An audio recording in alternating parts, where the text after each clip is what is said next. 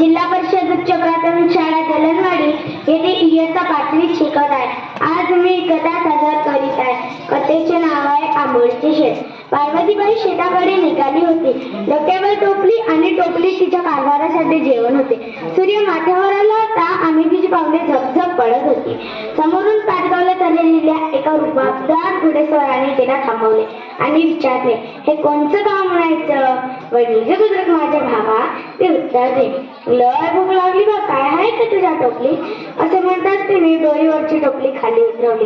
त्यावरील कपडा काढला आणि त्या घोडेस्वाराला देण्यासाठी 2 आंबोळ्या मोठ्या पानावर ठेवल्या. याला काय म्हणतात ग बायो? आणि इतकाली भोक कशी पाहिली तू याला? हे ऐकताच पार्वतीला हसू आलं. ती म्हणाली, याला आंबोळ्या म्हणतात र, आणि भोक पाडावी नाही लागत. तव्यावर आंबोळीचं पातळ पातळ पीठ सोडलं की पाणी मुरते आणि भोक पडतात बघ जागोजागी. तो घोडेस्वार मोठ्या आवडीने आंबोळ्या खाऊ लागला. हे पाहून पार्वतीने विचारले, आवडली बे? आणखी देतेस? घे की. असे करता करता टोपली रिकामी झाली. कोणासाठी चाललेले जणू? शेतकरी लागतात दुसऱ्याच्या शेतात, त्यांच्यासाठी. आता ग पुन्हा बनवून आणते. माझे हात काटते काटे आहे आणि घरात आंबोळीचं पीठ बी आहे. तो घोडेस्वार तिच्या बरोबर लोटाभर पाणी पिऊन समाधानाची डेकर देऊन निघून गेला.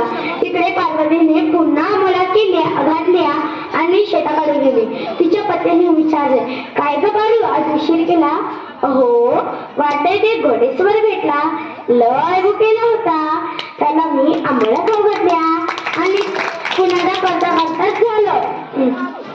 बेस केलीस. तो भुकेला माणूस पोटभर जेवला ना, मग भगवंतच जेवला. खा आता सुखानं. असे म्हणत तिने आपल्या पतीसाठी आंबोळ्या दिल्या. ते दोघे मोठ्या आनंदाने आंबोळ्या खाऊ लागले. दुसऱ्या दिवशी सकाळच्या प्रहरी राजाचे दूध दारापाशी पाहून शेतकरी थोडा घाबरला. दूध म्हणाले, पार्वतीबाई आंबोळेवाली येथेच राहते काय? काय केले तिने? शेतकरीने घाबरतच विचारले. तिला आणि तिच्या पतीला शाहू महाराजांनी ताबडतोब दरबारात बोलवलाय. काल त्या घोडेस्वाराने कारागिरी तर नसेल केली? जणू शेतकरी विचारात पडला. अहो, म्या काय कोणाचं वाईट केलंय? भुकेल्याला भाव घालणं हे अपराध झाले देवा. चला सांगू महाराजांना. असे म्हणत ते दोघे नवरा बायको दरबाराकडे गेले. पाहतात तर काय, त्यांचे दिंडी दरवाजापासूनच स्वागत सुरू होते. संकोचलेल्या पार्वतीने अगोदर सिंहासनापावले बघितले. अहो, कालचाच तर हा घोडेस्वार, हाच तर की तो घोडेवाला बाबा, म्हणजे ते महाराज होते. माफी असावी देवा, काल मी तुम्हाला भाऊ म्हणजे एकेरी बोलावले. माफी झाली, चुकी झाली माझी. पार्वतीबाई, राजा हा प्रेतीचा बंधू असतो, सखा पिता असतो, सर्व काही असतो. तू काल ज्या प्रेमाने मला आंबोळ्या खाऊ घातल्या त्यांना मी प्रसन्न झालो. आता तुझ्या पतीला दुसऱ्याच्या शेतात राबायची गरज नाही. वडिलकी बुद्रुक येथे 10 एकर जमीन मी तुझ्या नावावर करून देत आहे इनाम म्हणून. एक तास त्या गरीब जोडप्याच्या डोळ्यात आनंद अश्रू आले आणि महाराजांना नमस्कार करून जाण्यासाठी निघाले.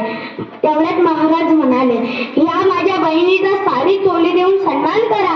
बाहेर वासिनी आहे ही आमची. एक तास पार्वतीला तळीवरून आले. शेवटी ही जोडी वडिलगी याला पोहोचली.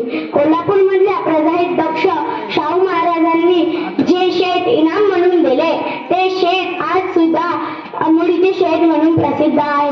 या कथेतून आपणास बोध मिळते की चांगल्या कार्याचे फळ